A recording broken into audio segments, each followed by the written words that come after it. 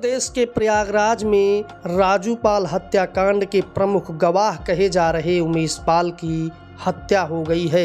आरोप अतीक अहमद व उनके परिवार के ऊपर लगाया जा रहा है और कहा जा रहा है कि अतीक अहमद राजूपाल की हत्या में आरोपी हैं, इसलिए उन्होंने प्रमुख गवाह उमेश पाल की हत्या करा दी है। राजूपाल की हत्या 25 जनवरी 2005 को प्रयागराज में कर दी गई थी। 2004 के अंत में हुए उपचुनाव में अतीक के भाई अशरफ को प्रयागराज के शहर पश्चिमी से राजूपाल ने हरा दिया था। शहर पश्चिमी में उपचुनाव इसलिए हुआ था क्योंकि लगातार 1989 से प्रयागराज पश्चिमी से विधायक रह चुके अतीक अहमद 2004 के लोकसभा चुनाव में समाजवादी पार्टी के टिकट पर लोकसभा के लिए चुन लिए गए थे। यही कारण था कि उन्होंने यहां से अपने छोटे भाई अशरफ को प्रत्याशी बनाया था।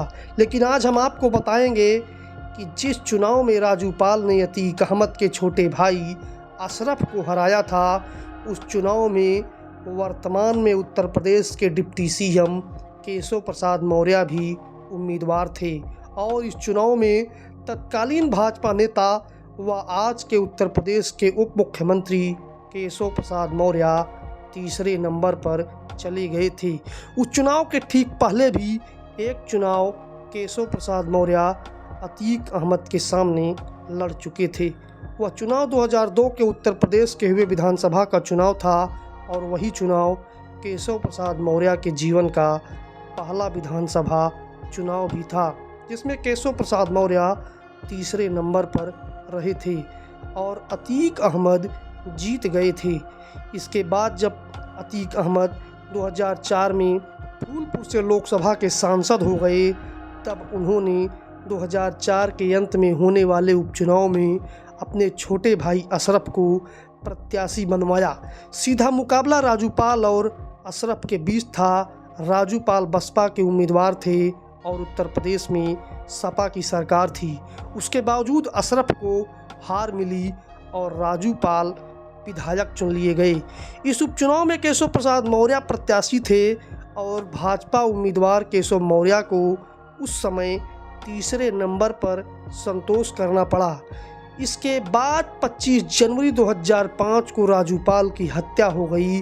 विधायक राजूपाल की हत्या हो जाने के बाद एक बार फिर से प्रयागराज पश्चिमी की सीट पर उपचुनाव हुआ और उसमें भारतीय जनता पार्टी ने केशव प्रसाद मौर्य को प्रत्याशी न बनाकर लक्ष्मी शंकर ओझा को प्रत्याशी बनाया और दूसरी तरफ बहुजन समाज पार्टी ने राजूपाल की पत्नी पूजा पाल को प्रत्याशी बनाया।